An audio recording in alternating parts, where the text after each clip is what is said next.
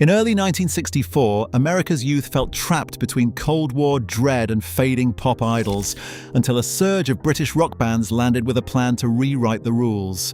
In just 18 months, the Beatles, Rolling Stones, Kinks, and Who shattered music charts sparked generational rebellion and forced the world to ask, was this just a sound or a revolution? The real story behind their invasion begins with a single, calculated risk. Brian Epstein didn't leave anything to chance. In late 1963, as American radio stations hesitated and Capitol Records kept passing on the Beatles, Epstein flew to New York and pressed for a deal that would finally break the band into the US market. The negotiations with Capitol's president, Alan Livingston, weren't just about signing a band, they were about launching an all-out campaign. Epstein demanded a full-scale promotional push, and Livingston, sensing the urgency, authorized a $40,000 marketing budget, an unprecedented sum for a foreign act. Internal memos from Capitol's Los Angeles office laid out the plan: point-of-sale displays with electric motion Beatles heads, targeted radio blitzes, and a release date set for December the 26th, 1963. This was more than a record drop, it was a coordinated assault.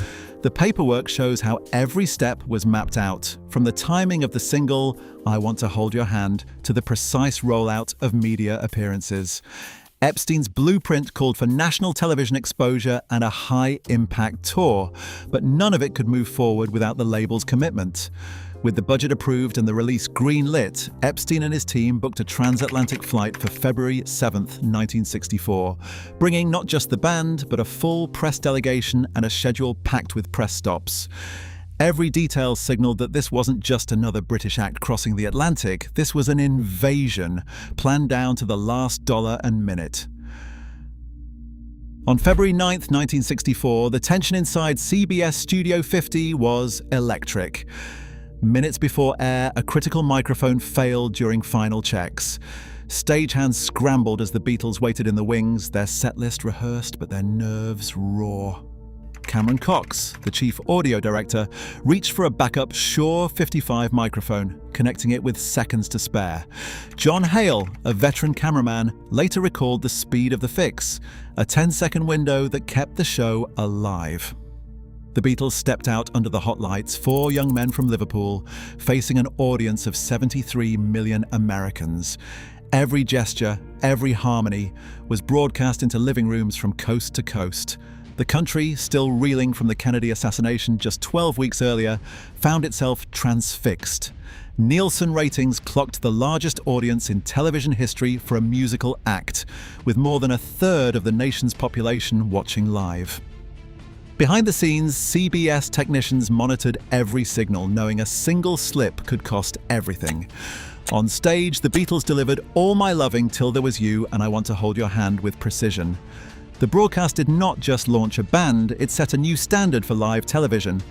In that hour, the blueprint for musical conquest was tested and proven, showing American labels and managers what was possible when careful planning met the raw energy of a band ready for the world.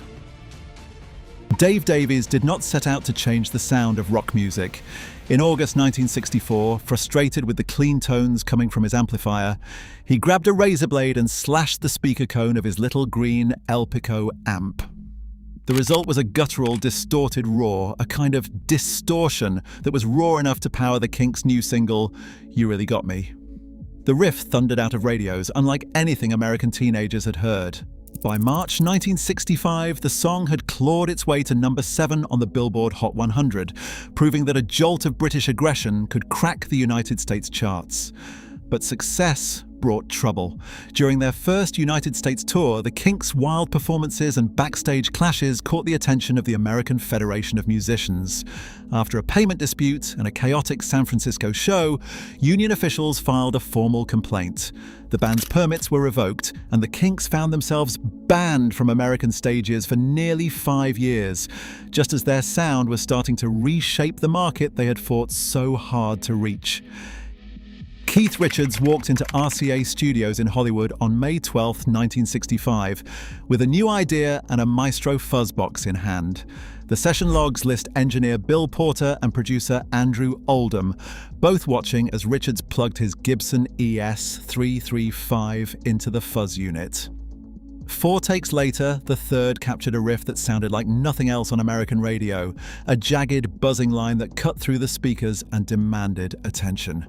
That sound powered I Can't Get No Satisfaction, and within weeks of its release, the single shot to #1 on the Billboard Hot 100, dated June 6, 1965. RCA's marketing team saw the potential and poured $250,000 into promotion, flooding the airwaves and plastering ads in every major music magazine. The gamble paid off. Radio stations across the country scrambled to spin the record, and a harder, more aggressive British sound crashed into mainstream America. For the Stones, this was not just a hit, it was a sonic takeover, fueled by studio experimentation and a label willing to bet big on something raw and new. Pete Townshend stood in the glare of stage lights, sweat slick on his brow, guitar in hand.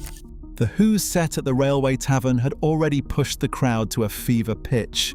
Then, with a single violent swing, Townshend brought his instrument crashing down onto the stage. The impact splintered wood and sent a shock through the room, a sound as startling as any note he had played all night. Keith Moon followed, toppling his drum kit in a clatter of cymbals and broken sticks. The chaos spilled off stage. Local police arrived minutes later, citing the venue for failure to maintain public order and slapping a $350 fine on the owners. The next morning, headlines screamed, "British rock band rips up the stage," and editorials warned of a new threat to American youth. Pete Townshend's destruction wasn't just noise, it was a challenge to every rule about how a band should behave. For parents and city officials, it was a warning shot. For the kids in the crowd, it was liberation. Inside the music business, the British invasion triggered a scramble that played out far from the stage. Capitol Records, VJ and Swan each fought for the rights to Beatles tracks, turning the American market into a legal and financial battleground. In early 1964, Capitol's internal memos outlined a $150,000 radio promotion budget, money aimed not just at advertising, but at securing airplay on key top 40 stations in cities like New York and Chicago. VJ, having briefly held the rights to Please Please Me, accused Capitol of using unlawful inducements to push rival releases off the air. The dispute spilled into courtrooms with out-of-court settlements and claims of sabotage flying back and forth. Swan, holding She Loves You for a time, tried to outmaneuver both giants with its own radio deals, but could not match the scale of Capitol's campaign.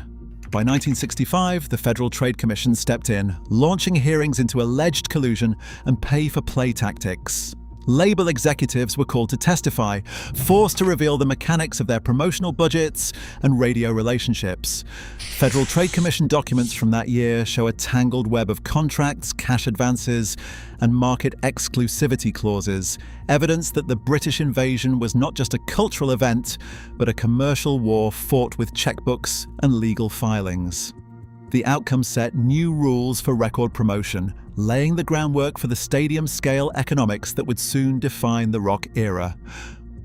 On August 15, 1965, the gates at Shea Stadium opened to a sight no one in the music business had ever seen.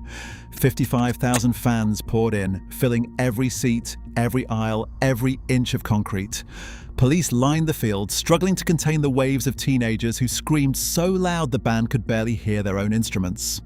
Promoters had gambled on a scale never attempted for a pop concert. This was the first time a rock group played a sports stadium, and the stakes were measured in dollars and decibels. The Beatles took the stage as the sun set, their voices swallowed by the roar. The sound system, built for baseball announcements, could not compete with the crowd, but it did not matter. For 30 minutes, the band played to a sea of faces. The music was carried more by energy than by fidelity. Ticket sales grossed $2 million. That number was so staggering, it forced every major promoter in America to rethink what was possible. The press called it a new kind of spectacle, a cultural summit where music, business and youth collided. That night, the British invasion reached its commercial and emotional peak, not just a concert, but a declaration that rock and roll had outgrown the clubs and theatres of the past. The stadium era had begun. Today, the sound and swagger of those British bands still pulse through every corner of American music and style. In a world where culture shifts faster than ever, their invasion remains a sharp reminder. The right song at the right moment can rewrite the rules for good.